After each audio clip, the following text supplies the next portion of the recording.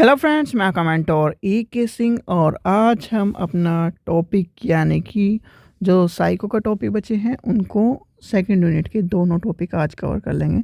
तो आपकी आज सेकंड यूनिट कंप्लीट हो जाएगी। तो आज का जो टॉपिक है सबसे इम्पोर्टेंट टॉपिक है और इससे क्वेश्चन आपके पूछे जाएंगे, तो आपको पता होना चाहिए। आज का जो टॉपिक है असेसमेंट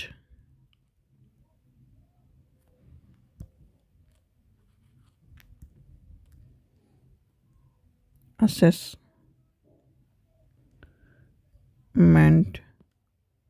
ऑफ लर्निंग और फॉर लर्निंग, ये दोनों हमें पढ़ने हैं।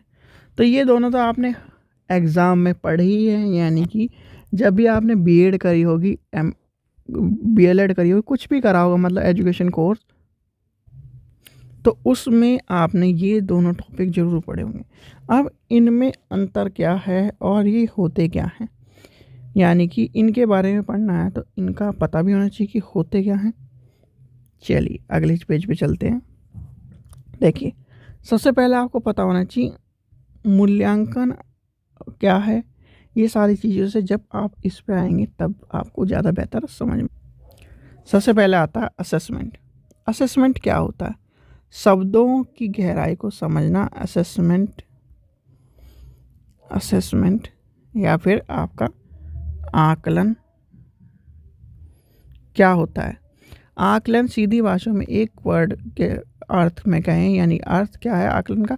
पास में बैठना, यानी कि समीप बैठना, टू सिट बिसाइड, यानी कि इसका अर्थ है टू सिट बी साइड, पास में बैठना, और ये भी लैटिन भाषा का शब्द है। ठीक है, ये समझ में आ गया आपको। अब आता है इसके उद्देश्य क्या हैं, आकलन के उद्देश्य क्या हैं। ठीक है, आकलन के, अभी हम उसी टॉपिक पर चल रहे हैं। पहले थोड़ा सा आपको पता होना चाहिए आकलन का मतलब क्या है, आकलन क्यों कराया जाता है, आकलन के उद्देश्य क्या हैं, जब तक यानी कि ये भी आपको पता होना चाहिए। तो आकलन के उद्देश्य क्या है? आकलन के उद्देश्य, आकलन का उद्देश्य आप इसको सोचिए। शिक्षण पूर्ण, यानी कि शिक्षण के पूर्ण उद्देश्य, शिक्षण के दौरान उद्देश्य और शिक्षण के उपरांत उद्देश्य, यानी कि अनुदेशन से पूर्व विद्यार्थी के पूर्ण ज्ञान को जानने के लिए होता है। अधिगम की कठिनाइयों उसको स्तर को कम करने के लिए होता है। अनुदेशन की योजना बनाने के लिए होता है। भाई आकलन किस लिए होता है? ज्ञान का पूरा भंडार देने के लिए, यानी कि ज्ञान का विकास, बालक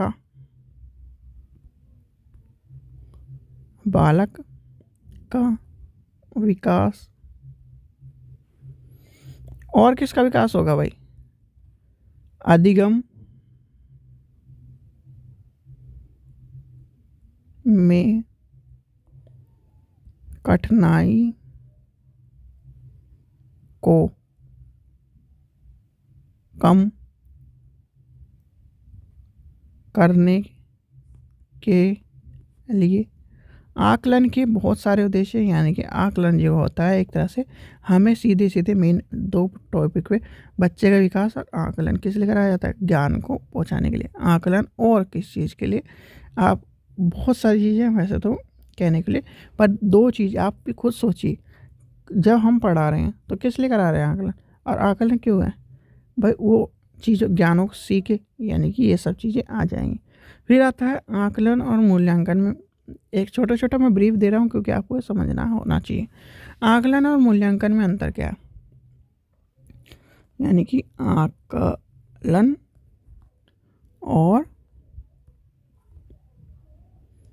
मूल्यांकन में अंतर। आकलन और मूल्यांकन में क्या है? देखिए, सबसे पहला आकलन जो होता है रचनात्मक होता है, अधिगम की उत्पत्ति होती है, और मूल्यांकन क्या होता है, योगात्मक होता है, विद्यार्थी संप्रति की जननी होती है। फिर आता है यह प्रक्रिया शिक्षण अधिगम की प्रक्रिया है और ये क्या है, ये सीखी गई है। ठीक है। फिर आता है विद्यार्थी और मूल्यांकनकर्ता दोनों होते हैं इसमें, और इसमें मूल्यांकनकर्ता होती है, यानी कि अब लिख भी लेते हैं हम थोड़ा सा, आकलन और मूल्यांकन। ये क्या है, नंबर 1 रचनात्मक होता है, रचनात्मक, योगात्मक, प्रक्रिया उन्मुख शिक्षण अधिगम की प्रक्रिया होती है और ये सीखी गई होती है, यानी कि शिक्षा अधिगम की प्रक्रिया। और ये क्या है, सीखा गया। ये क्या होता है, विद्यार्थी मूल्यांकन, यानी कि इसमें कौन कौन होते हैं, विद्यार्थी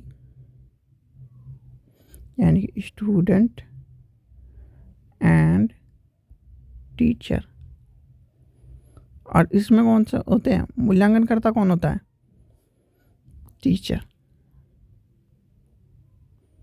ठीक है। ये क्या होता है, ये विद्यार्थी का अपने प्रदर्शन के में सुधार के लिए शिक्षक के योजना बनाने के लिए होता है, यानी कि आकलन। और मूल्यांकन क्या होता है, ये अन्य माता पिता और रोजगार प्रदान, एक तरह से ये सब चीज़ों के लिए होता है। ठीक है। तो ये सब चीज़ें आप समझ गए होंगे। अब यानी कि हम किस चीज़ में चल रहे थे भाई, जब हम चल रहे थे, अब आता है इसकी आवश्यकता क्यों है, यानी इम्पोर्टेंट, या फिर अभी क्या पढ़ा हमने, उद्देश्य। अब आती है आवश्यकता।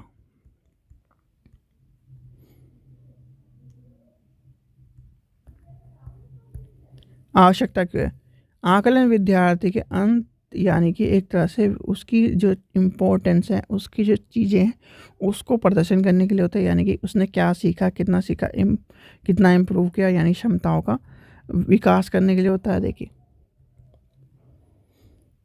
क्षमताओं का विकास, और किस लिए होता है, सहायता प्रदान के लिए, ज्ञान का विकास,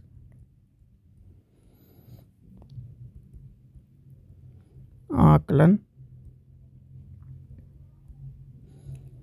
विद्यार्थियों के लिए अभिप्रेरणा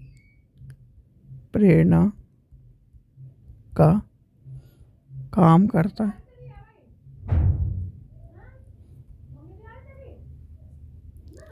अधिगम उद्देश्य की प्राप्ति की जानकारी देता है। आकलन प्रभावी शिक्षण को अधिगम के लिए होता है, यानी कि ये सारी चीज़ें इंपॉर्टेंट हैं हमें जो पढ़ना है। निर्धारणात्मक शिक्षण की रचना करता है, यानी कि जो मेन आप चीज़ें हैं वो मैं सारी आपको बता ही रहा हूँ कि क्या क्या चीज़ें इंपॉर्टेंट हैं। फिर आता है हमारा आपका असेसमेंट ऑफ लर्निंग। ठीक है, पहले असेसमेंट ऑफ लर्निंग समझेंगे क्योंकि वो बड़ा है और वो उसका पार्ट एक तरह से, यानी शिक्षण की योजना।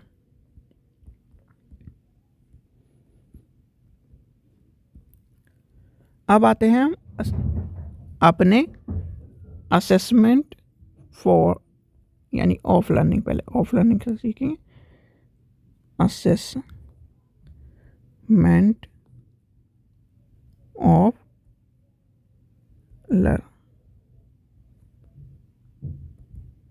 लर्निंग, यानी कि क्या होगा, अधिगम का आकलन।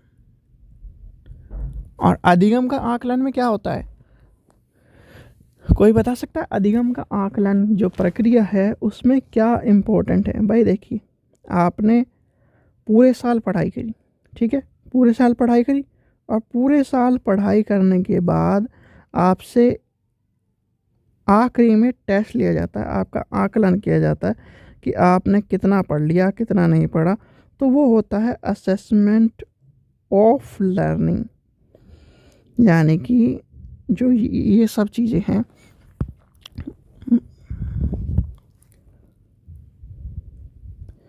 इसमें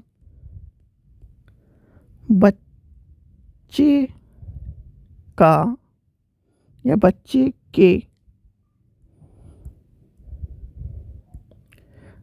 के ज्ञान का स्तर साल के अंत में उसका मूल्यांकन या आकलन कर के पता चलाया जाता है। और एग्जाम्पल कौन सा है? सम्मेटिव या फिर समेटिव असेसमेंट। आपने समेटिव असेसमेंट का नाम तो सुना होगा। सीधे सीधे यहाँ रखना, जहाँ पर छोटा यह कि असेसमेंट ऑफ आ जाए तो वहाँ समेटिव असेसमेंट, और जहाँ पर असेसमेंट फॉर लर्निंग आ जाए वहाँ पर फॉर्मेटिव। एफ से होता है ना फॉर्मेटिव, तो एफ मतलब फॉर्मेटिव। ठीक है, तो ये है आपका असेसमेंट फॉर लर्निंग। अभी इसका डिफरेंस भी अब है असेसमेंट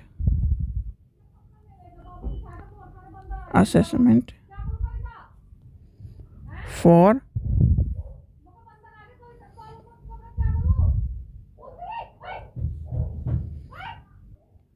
अब आता है असेसमेंट फॉर लर्निंग। भाई असेसमेंट फॉर लर्निंग क्या होगा? के लिए, यानी कि के लिए आकलन। आपने फॉर्मेटिव यानी समेटिव असेसमेंट पढ़ लिया। समेटिव असेसमेंट आपने किस में पढ़ा बताइए? समेटिव असेसमेंट ऑफ लर्निंग में पढ़ा। और जहाँ फॉर आ जाए यानी कि फॉर्मेटिव असेसमेंट का मतलब एफ आ रहा है ना, एफ, तो यहाँ पर भी एफ आ रहा है। तो फॉर्मेटिव असेसमेंट उसे कहते हैं, यानी कि अधिगम के लिए आकलन। अधिगम के लिए आकलन फॉर्मेटिव असेसमेंट में आएगा।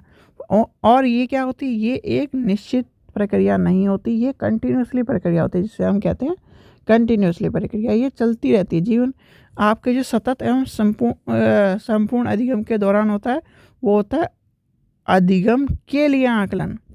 ये क्या होता है? ये रचनात्मक होता है, यानी कि क्रिएटिव बनाता रहता है बच्चों को, और इसमें सब चीज़ें लगातार चलती रहती है। यानी कि आपने एक काम किया, असाइनमेंट, प्रोजेक्ट जो होते हैं वो आते हैं असेसमेंट और लर्निंग में। यानी फॉर लर्निंग में आपका कंटिन्यूसली टीचर आपको कुछ ना कुछ वर्क देता रहेगा और आपका विकास करता रहेगा, तो वो होता है असेसमेंट फॉर लर्निंग।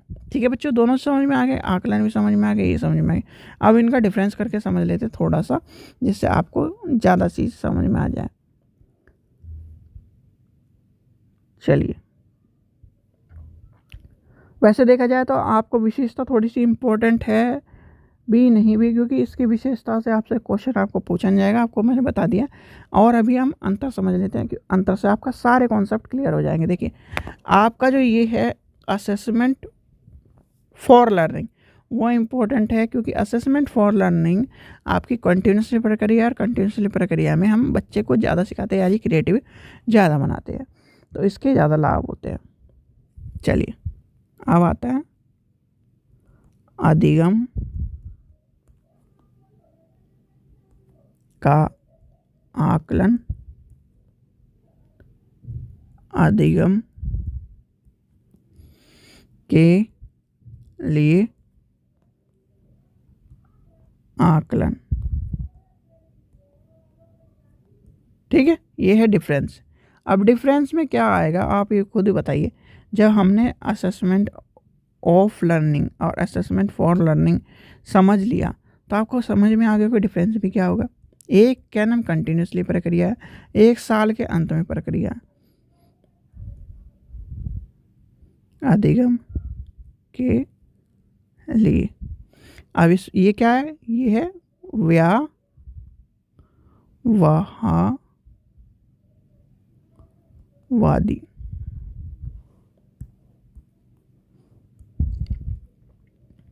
व्यवहारवादी ये कौन सा है, ये है संज्ञानवादी और रचनावादी।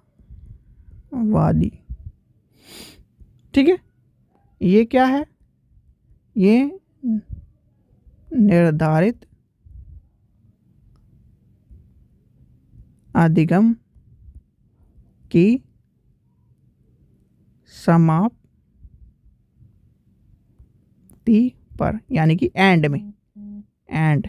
और ये कौन सा है, सतत संपूर्ण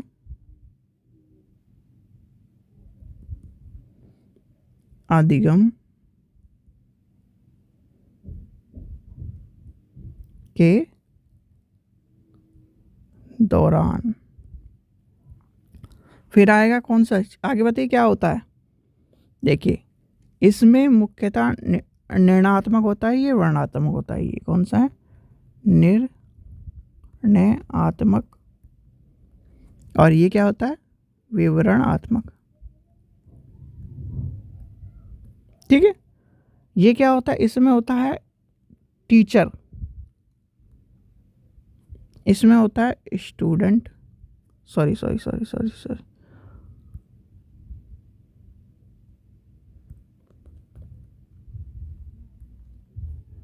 स्टूडेंट एंड टीचर। ठीक है, ये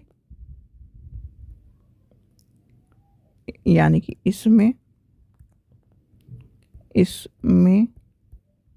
पहले ज्ञान दिया जाता है पूरा, फिर उसका आकलन किया जाता है। इसमें पहले, यानी कि इसमें क्या होता है, इसमें आकलन के साथ साथ क्या करा जाता है, मूल्यांकन करा जाता है, यानी कि मूल्यांकन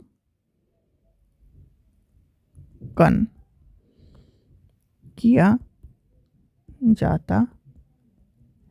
ठीक है, तो ये होती है आकलन, यानी कि असेसमेंट फॉर लर्निंग। असेसमेंट यानी कि इस असेसमेंट एस से और एफ से दोनों चीज़, बस यही क्वेश्चन पूछा जाएगा ज़्यादातर। एक तो क्या होता है और किस कौन एग्जाम्पल से पूछा जाएगा कि आप एग्जाम्पल क्या आता है इसमें। असेसमेंट फॉर लर्निंग में क्या आएगा, फॉर लर्निंग में FA और असेसमेंट ऑफ लर्निंग में SA। तो ये दोनों चीज़ें आपको पता होनी चाहिए। ठीक है बच्चों, ये था आपका टॉपिक आज। तो अब आपको समझ में आ गया होगा कि असेसमेंट फॉर लर्निंग और ऑफ लर्निंग में क्या बात है। यानी कि ऑफ लर्निंग में आपका आ जाएगा समेटिव असेसमेंट और फॉर लर्निंग में आ जाएगा आपका ये प्रोजेक्ट भी सारे इसमें आएंगे, असाइनमेंट भी सारे इसमें आएंगे। यहाँ पर सिर्फ एंड में एग्ज़ाम होता है, यानी कि एंड में बच्चे का आकलन करा जाता है, एंड में बताया जाता है कि बच्चे ने इतना पूरे साल सीखा। इसमें क्या है, हर टाइम इसका कंटिन्यूसली प्रक्रिया चलती रहती है, चाहे वो खेल में हो, चाहे प्रोजेक्ट में हो, चाहे किसी में भी, तो ये आएगा यहाँ पर। ठीक है, यही था इसका आज का टॉपिक, यानी कि आपका आज का जो टॉपिक है वो यही था, इसके मीनिंग थे, पर्पस थे और ये सब चीज़ें प्लानिंग थी, क्यों ज़रूरी है। अब आता है नेक्स्ट टॉपिक यानी लास्ट टॉपिक सेकंड यूनिट का, इनहेंस टीचिंग लर्निंग और classroom observation, feedback, reflection and ये सब चीज़ें आती हैं। ये सब चीज़ें भी नॉर्मल चीज़ें हैं, चलिए तो उसे भी देखते हैं। इस वीडियो में आपको ये समझ में आएगा assessment for learning, assessment of learning. तो इसके बाद जो हमारा टॉपिक है उसे देखेंगे। चलिए, आशा करता हूँ आपको वीडियो पसंद आई। वीडियो पसंद आई तो लाइक करें, चैनल को सब्सक्राइब करें और वीडियो को ज़्यादा से ज़्यादा शेयर करें। Thank you.